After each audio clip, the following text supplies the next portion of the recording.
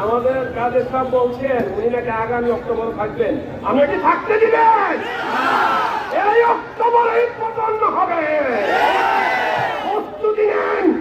রাজপথ ছাড়বো না, রক্ত যাবে, প্রাণ যাবে, সব যাবে, সরকারকে বিদায় নিতে হবে। হবে না, দলীয় সরকারের অধীনে কোন নির্বাচন করতে দেওয়া হবে না, হবে না, হবে না।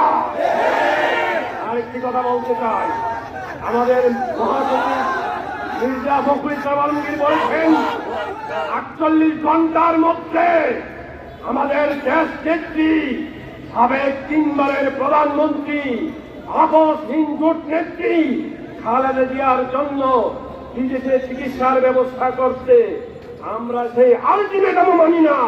আজকের মধ্যেই সিদ্ধান্ত নিতে হবে, না হয় রাজপথে রক্তের বন্যা পাবে, কেউ ঠেকাতে পারবে না, পারবে না, পারবে না।